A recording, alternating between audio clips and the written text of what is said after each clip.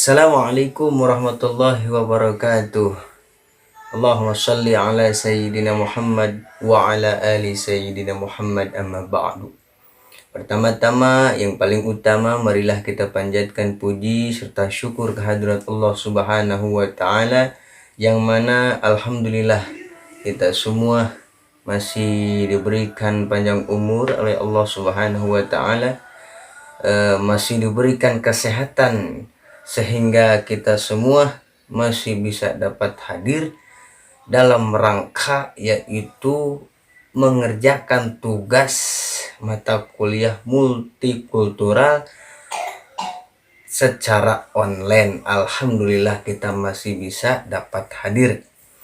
Sholawat beserta salam semoga senantiasa terlimpah curah limpahkan kepada junjungan alam, yakni Habibana wa Nabiyana wa Maulana Muhammad Sallallahu Alaihi Wasallam, beserta para keluarganya, para sahabatnya, para tabi'atnya, selaku kita sebagai umatnya. Mudah-mudahan kita semua mendapatkan syafaatul uzma di yaumil qiyamah. Amin ya Allah ya Rabbal Alamin. Baik rekan-rekan, kami dari kelompok 14 akan memaparkan daripada makalah kelompok kami. Makalah daripada kelompok kami itu berjudul, mengambil sumbernya itu dari pendidikan multikultural di SMA 1 Masa Lembu, Sumeneb. Nah, itu judul daripada makalah kelompok kami, dan kelompok kami beranggotakan 3 orang. Saya sendiri Ahmad Bukhari, dan yang kedua ada Wildan Zailani, dan yang ketiga ada Lutfi Hashim Sajili. Langsung saja untuk mengefektifkan waktu, saya persilakan kepada pemateri yang pertama, yang akan dipaparkan oleh Wildan Zailani. Kami persilakan dengan segala hormat. Bismillahirrahmanirrahim. Assalamualaikum warahmatullahi wabarakatuh. Saya Wildan Zailani, pemateri pertama daripada kelompok 14. Insya Allah akan memaparkan bagian-bagian pertama daripada artikel pendidikan multikultural di SMA 1 Masa Lembu Sumeneb. SMA 1 Masa Lembu Sumeneb. Di sini terbagi menjadi 3 bagian, yaitu yang pertama adalah pendahuluan, yang kedua adalah kerangka teoritik, dan yang ketiga adalah pendidikan multikultural. Yang pertama adalah pendahuluan. Pendahuluan di sini isinya itu lebih kepada menjelaskan tentang bagaimana pendidikan agama Islam yang pada dasarnya adalah untuk mengembangkan akhlak. Nah, namun pendidikan agama Islam di sini itu disorot kurang mampu memproporsikan potensi siswa, karena pendidikan agama Islam yang pada dasarnya adalah untuk mengembangkan akhlak ini itu malah menjadikan nilai rapor sebagai indikator utama dalam menentukan prestasi siswa, yang intinya itu bahwasannya kemampuan dalam bersikap itu terabaikan, walaupun kemampuan bersikap ini menjadi tumpuan yang sebenarnya dalam keberhasilan pendidikan agama Islam. Nah, kita sebagai orang yang hidup di negara Indonesia yang memiliki keanekaragaman suku dan budaya dan agama, maka pendidikan multikultural itu diterapkan di sekolah sebagai sebuah pendekatan pendidikan yang mempunyai wawasan yang toleran dan terbuka. Nah, dalam proses pengajaran kepada siswa yang punya latar belakang yang berbeda dan sebagaimana yang telah diterapkan di SMA 1 Masa Lembu Sumeneb. Nah, yang selanjutnya adalah kerangka teoritik.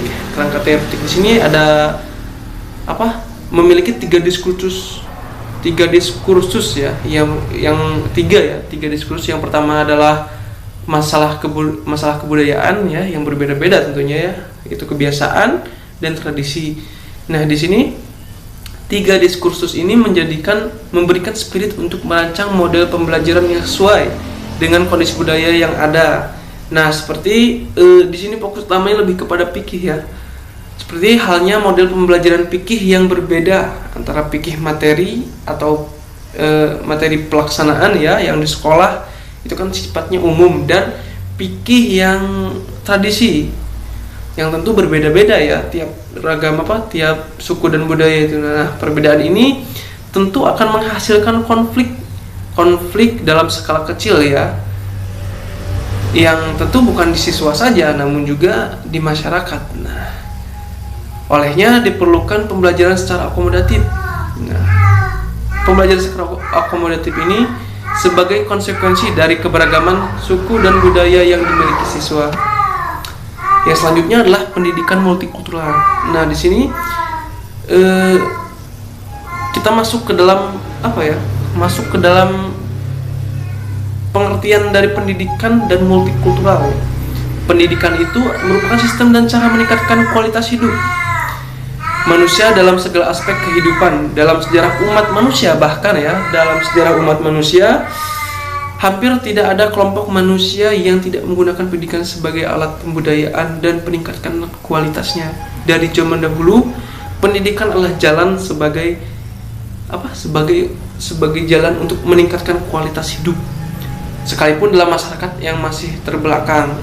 Ya, tentu pasti ada saja ya pendidikan yang diajarkan diturunkan dari orang tua kepada anaknya, bagaimana cara bertani, mungkin bagaimana cara bersikap, tentu ada, walaupun itu primitif ya. Yang selanjutnya masuk ke dalam multikultural. Nah, multikultural di sini adalah terdiri dari istilah multi dan budaya, multikultur ya. Jika ditelaah asal usulnya mulai dikenal sejak tahun 1960-an setelah adanya gerakan hak-hak sipil sebagai koreksi terhadap kebijaksanaan asimilasi kelompok minoritas tentang melting pot yang sudah berjalan lama tentang kultur dominan Amerika, khususnya di New York dan California. Mungkin permasalahan ini lebih kepada tentang ras kulit putih dan kulit hitam ya, yang banyak terjadi di negara barat, khususnya Amerika ya. Seperti kasus belakangan ini yang tengah gencar ya, heboh, yaitu tentang tewasnya seorang kulit hitam karena tidak adanya rasa toleransi atau multikultural itu tadi ya. Nah, selanjutnya itu adalah masuk lagi ke dalam pendidikan yang tadi telah dijelaskan bahwa pendidikan itu adalah jalan untuk meningkatkan kualitas hidup. Nah, di sini masuk lebih kepada pendidikan multikultural. Tadi kan penjelasan pendidikan, dan yang kedua adalah multikultural. Nah, di sini lebih kepada pendidikan multikultural itu sendiri. Nah, pendidikan di sini adalah transfer of knowledge atau memindah ilmu pengetahuan, sedangkan multikultural ada etimologis. Multi berarti banyak, beragam dan aneka, sedangkan kultur berasal dari kata kultur yang berarti budaya ya. Tadi telah dijelaskan multi budaya atau multikultur yang mempunyai maksud. Nah, rangkaian kata pendidikan dan multikultural memberikan arti secara terminologis bahwasannya ini adalah proses pengembangan seluruh potensi manusia yang menghargai pluralitas dan heterogenitasnya sebagai konsekuensi keragaman budaya, etnis, suku, dan aliran agama. Nah, yang pada dasarnya pendidikan multikultural ini adalah pengembangan, atau kan tadi disebut bahwasannya itu adalah pengembangan kualitas hidup. Jadi pengembangan untuk menghargai toleransi, keragaman budaya, etnis, suku, dan aliran agama. Nah, mungkin begitu saja pemaparan dari saya. Mungkin kurang lengkap, jika dirasa kurang lengkap bisa membaca artikel ya. Mohon maaf jika ada kata-kata yang salah. Mungkin sekian, saya ucapkan terima kasih. Dilanjutkan oleh pemateri kedua, saya undur diri. Wassalamualaikum warahmatullahi wabarakatuh. Baik rekan-rekan, yang mana tadi sudah dipaparkan oleh Bapak Wildan Zailani ya, pemateri yang pertama. Untuk selanjutnya pemateri yang kedua yang akan dipaparkan oleh Lutfi Hashim Sajili. Kami persilakan dengan segala hormat. Bismillahirrahmanirrahim. Assalamualaikum warahmatullahi wabarakatuh. Halo rekan-rekan mahasiswa semuanya. Semoga kalian dalam keadaan baik-baik dan sehat-sehat. Amin ya Allah ya Rabbal alamin. Oke rekan-rekan mahasiswa semuanya, materi yang selanjutnya yaitu materi kedua yang kali ini saya akan bahas, yaitu masa lembo dan multikularisme. Nah, masa lembo dan multikularisme ini, jadi pembahasannya itu multikularisme yang berada di masa lembo, yang mana masa lembo ini adalah sebuah kepulauan yang berada di Kabupaten Sumeneb. Nah, Kabupaten Sumeneb ini memiliki 3 kepulauan, yang salah satunya adalah Kepulauan Masa Lembo. Nah, Kepulauan Masa Lembo ini memiliki keindahan yang begitu natural alami, dari keindahan terumbu karang sampai spesies ikan yang begitu menarik untuk dilihat. Masyarakat yang berada di Kepulauan Masa Lembo ini, mereka kebanyakan yaitu sebagai nelayan. Nah, sebagai nelayan. Adapun masyarakat yang di sana itu sekitar 18.753 jiwa, yang mana masyarakat itu memiliki keragaman, keunikan, kemenarikan yang harus kita teliti ya. Yang mana di Kepulauan Masa Lembo ini memiliki beberapa suku. Ada suku Jawa, ada suku Madura, ada suku Mandar, ada suku Bugis, Bajo, dan suku Buton. Nah, inilah yang menjadi potensi budaya yang menarik untuk kita bahas, yang mana budaya inilah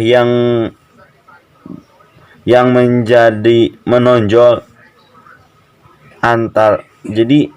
menonjol berbeda antara satu dengan yang lainnya.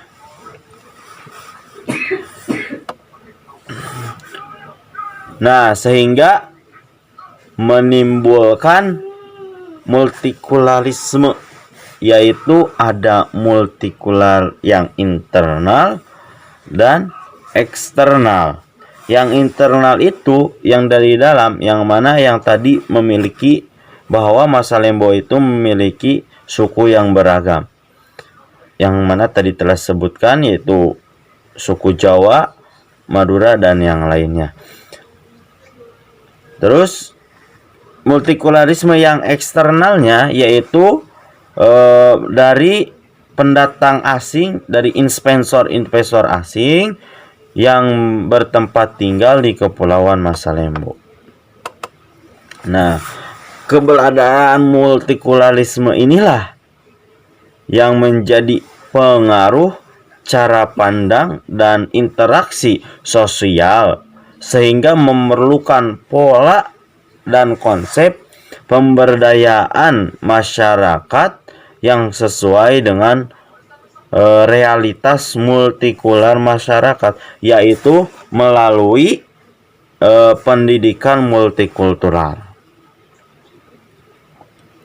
Untuk pendidikan ini yaitu bertujuan untuk memahamkan adanya cara pandang masyarakat agar toleran, pluralis, dan santun dalam memahami budaya lain, seperti tradisi-tradisi yang berbeda yang mana dilakukan oleh suku Jawa, Madura, dan suku yang lainnya, seperti halnya tradisi sholat jenazah sholat husub, sistem pernikahan, dan jual beli. Mungkin hanya itu saja. Terima kasih. Mohon maaf atas segala kekurangannya. Wassalamualaikum warahmatullahi wabarakatuh. Dilanjut. Baik, untuk pemaparan pemateri yang kedua tadi sudah dipaparkan oleh Lutfi Hashim Sajili. Untuk selanjutnya yaitu pemateri yang ketiga, yaitu dengan saya sendiri ya.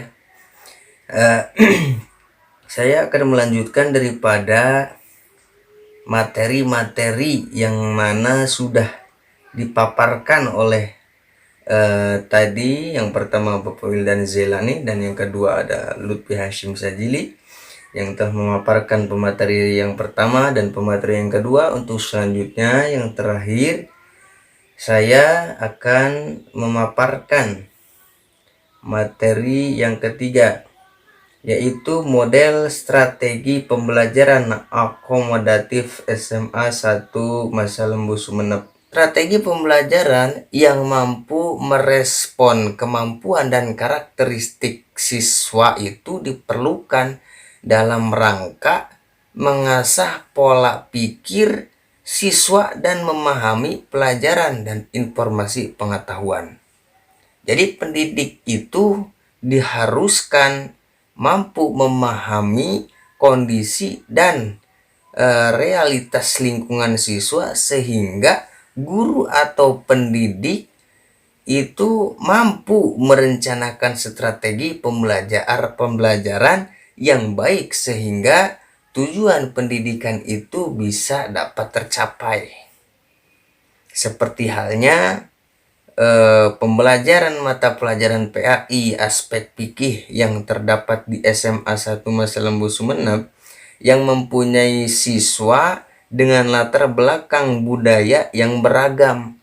Nah, maka dari itu proses pembelajarannya pun menggunakan model strategi pembelajaran yang mampu memahami kultur siswa yang beragama atas dasar penelitian dan rumusan yang dilakukan oleh pendidik atau guru melalui model strategi pembelajaran yang disebut strategi pembelajaran akomodatif.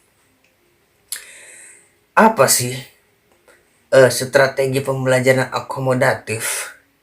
Jadi strategi pembelajaran akomodatif itu ialah strategi pembelajaran yang didesain dan direncanakan untuk mengembangkan pengetahuan dan sikap siswa yang toleran, pluralis, dan santun terhadap keragaman budaya di sekitarnya. Prinsip strategi pembelajaran akomodatif ini meliputi di antaranya ada 3. Yang pertama ada pengembangan pengetahuan dan sikap, dan yang kedua ada toleransi, pluralis, dan santun, dan yang ketiga penghargaan terhadap keragaman budaya. Jadi tujuan pembelajaran akomodatif adalah memotivasi siswa untuk memiliki pengetahuan tentang keagamaan budaya dan memiliki sikap yang toleran, pluralis, dan santun terhadap budaya lain di sekitarnya. Model pembelajaran yang digunakan pada strategi pembelajaran akomodatif adalah diantaranya yang pertama ada orientasi masalah. Nah, jadi orientasi ini merupakan awal pembelajaran yang akan ditawarkan, yang akan dilakukan oleh guru kepada siswa sebagai motivasi untuk responsif terhadap problem yang akan ditawarkan. Nah, lalu kemudian kemauan dan kemampuan siswa itu dirangsang untuk dapat dituangkan dan diaplikasikan pada problem yang ditawarkan sesuai dengan kemampuan yang dimiliki tanpa ada intervensi dari guru atau pendidik. Yang kedua, membentuk kelompok diskusi. untuk langkah berikutnya adalah membentuk kelompok-kelompok diskusi yang memungkinkan siswa bisa dapat berekspresi dan berkompetisi secara wajar dalam memberikan argumen yang telah mereka amati dan rumuskan. Jadi kelompok diskusi siswa itu tidak dibagi atas dasar kesukuan mereka, tapi campuran dari kesukuan mereka, atau dengan kata lain tidak membedakan antara satu dengan yang lainnya. Yang ketiga, pengamatan sederhana. Pengamatan sederhana ialah upaya mengasah kepekaan dan realitas sosial di dalam dan di luar diri siswa, agar siswa mampu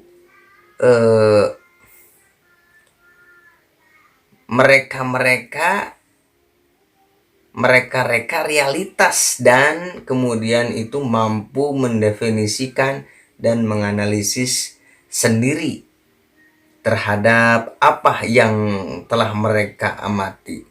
Yang keempat, penulisan paper. Jadi penulisan paper ialah tulisan yang disusun hasil dari pengamatan mereka sendiri, baik berupa definisi, kegunaan, dan langkah-langkah yang mereka anggap baik untuk memecahkan problem yang telah ditawarkan kepada siswa. Yang membuat definisi, kegunaan, dan lain sebagainya adalah mereka sendiri, tanpa intervensi guru atau pendidik. Untuk selanjutnya yang kelima ada yaitu diskusi. Diskusi itu merupakan upaya ekspresi, aktualisasi, dan sikap siswa dalam mempresentasikan papernya hasil dari pengamatan yang mereka lakukan. Jadi semua pelaksanaan diskusi yang dilakukan oleh mereka sendiri dan merekalah yang menyimpulkan hasil diskusinya. Yang terakhir, yang keenam, yaitu ada kesimpulan. Kesimpulan dari semua pembahasan yang mereka lakukan itu merupakan hasil dari pengamatan dan pembacaan mereka terhadap realitas yang mereka hadapi. Pendidik atau guru hanya memberikan tambahan-tambahan yang memberikan cakrawala yang lebih dari pemahaman yang mereka dapat dari pengamatan yang mereka lakukan. Baik rekan-rekan, mungkin hanya itu yang bisa dapat saya sampaikan. Mohon maaf, mungkin dicukupkan saja dari makalah kelompok kami. Mohon maaf apabila ada kesalahan atau kekurangan dari pemaparan kelompok kami. Mohon maaf yang seluas-luasnya. Saya akhiri dari kelompok kami. Wassalamualaikum warahmatullahi wabarakatuh.